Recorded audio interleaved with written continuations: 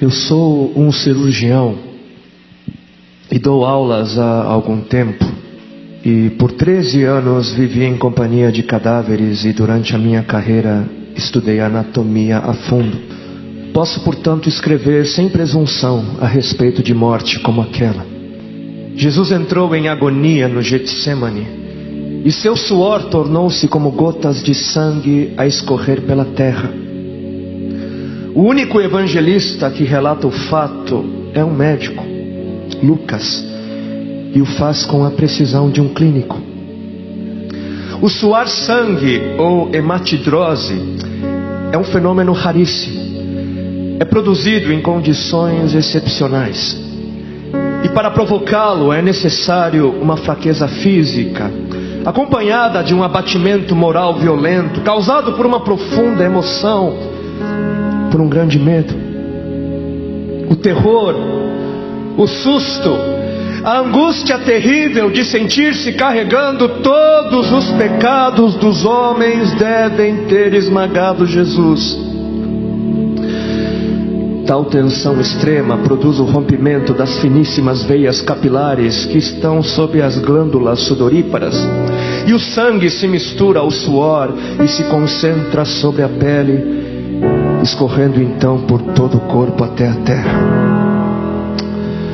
O corpo dele inteiro havia se tornado negro, porque ele havia suado sangue. Só para os irmãos entenderem qual é o estado de espírito que leva alguém a suar sangue. O terror, o susto, a angústia terrível de sentir-se carregando todos os pecados dos homens devem ter esmagado Jesus. Conhecemos a farsa do processo preparado pelos líderes religiosos, o envio de Jesus a Pilatos e o desempate entre Herodes e Pilatos. Pilatos teve que ceder e então ordenou a flagelação, o chicoteamento de Jesus. Os soldados despojam Jesus, tiram a roupa de Jesus e o prendem pelo pulso a uma coluna do pátio. A flagelação se efetua com tiras de couro múltiplas, sobre as quais são fixadas bolinhas de chumbo e pequenos ossos. Os carrascos devem ter sido 2, um de cada lado e de diferente estatura, e golpeiam com chibatadas a pele já alterada por milhões de microscópicas hemorragias do suor de sangue.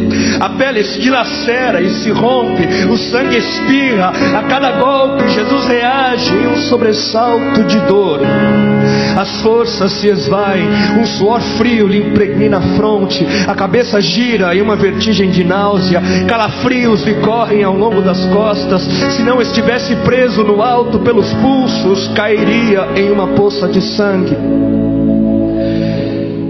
Depois o escárnio da coroação, com longos espinhos mais duros que os de acácia.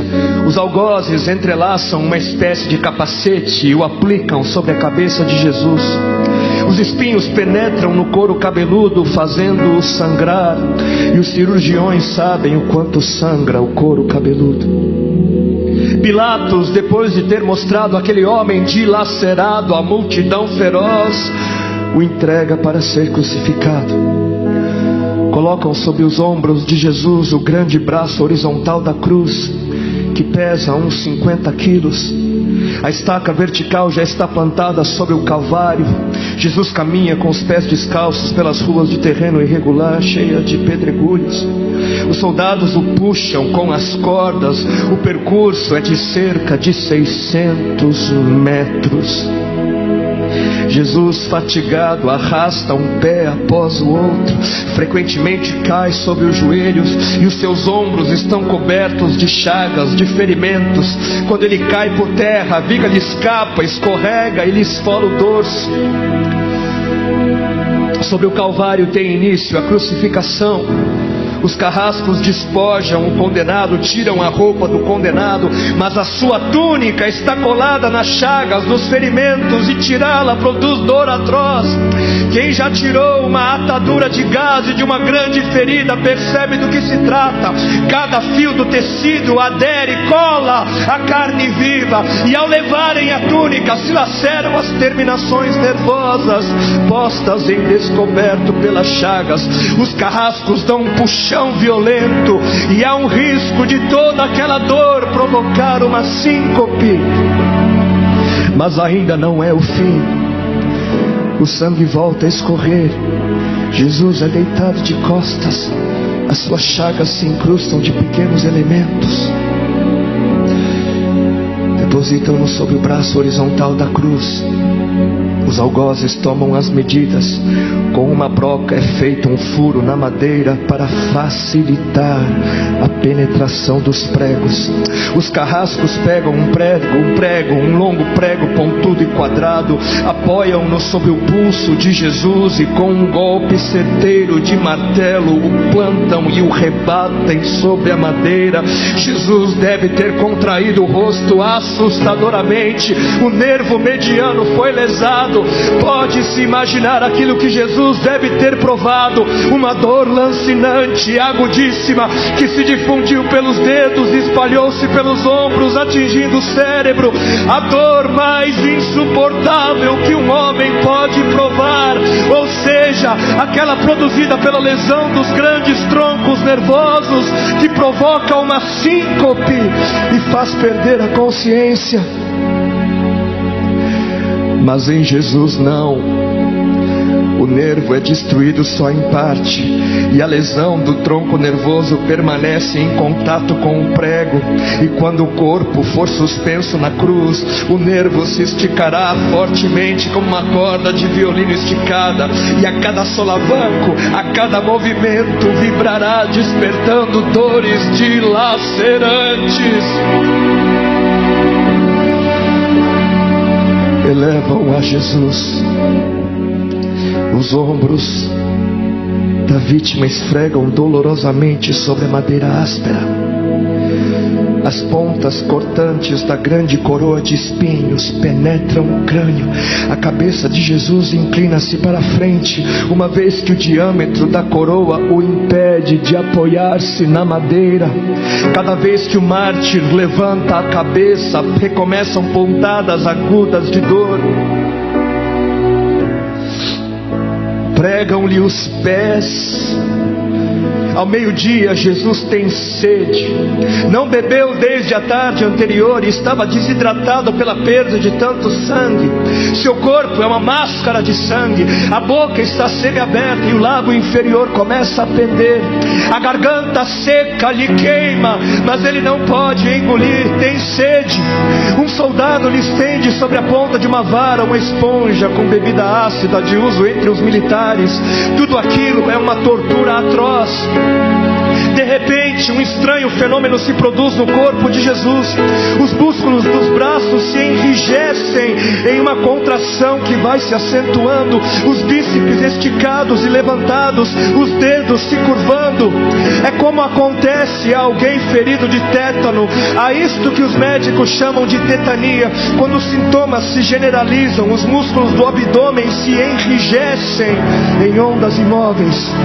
Em seguida, os músculos entre as costelas, depois os do pescoço, e finalmente os músculos respiratórios se enrijecem. A respiração se faz pouco a pouco mais curta. O ar entra, mas não consegue mais sair. Jesus respira com o ápice dos pulmões. Tem sede de ar como um asmático em plena crise. Seu rosto pálido pouco a pouco se torna vermelho, depois se transforma num violeta purpúreo. Jesus é envolvido pela asfixia. Seus pulmões cheios de ar não podem mais esvaziar-se. A fronte está impregnada de suor, os olhos saem fora de órbita. Mas de repente algo acontece. De repente algo acontece. Lentamente, com um esforço sobre-humano, Jesus toma um ponto de apoio sobre o prego dos pés. Ele esforça-se a pequenos golpes, se eleva, aliviando a tração dos braços. Os músculos do tórax se distendem, a respiração torna-se mais ampla e profunda, os pulmões se esvaziam e o rosto recupera a palidez inicial. Mas por quê? Por que este esforço? Por quê? Porque Jesus quer bradar: Pai, perdoa-lhes porque não sabem o que fazem. E logo em seguida o corpo de Jesus começa a afrouxar-se de novo e a asfixia recomeça. Foram transmitidas 7 frases pronunciadas por ele na cruz, e cada vez que quer falar ele deverá elevar-se, tendo como apoio o prego dos pés. Inimaginável! Atraídas pelo sangue que ainda escorre e pelo coagulado, enxames de moscas unem ao redor do seu corpo, mas ele não pode enxotá-las. Pouco depois o céu escurece, o sol se esconde, de repente a temperatura diminui. Logo serão 3 da tarde, e depois de uma tortura que dura horas e horas, todas as suas dores, toda a sua sede, todas as cãibras, toda a asfixia, todo o latejar dos nervos medianos lhe arrancam um lamento: Deus meu, por que me desamparaste?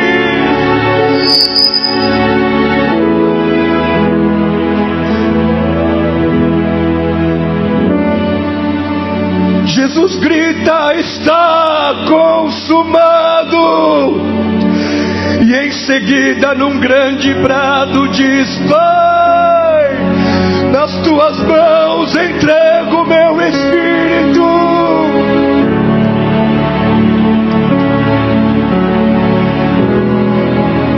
E morreu no meu lugar e no seu.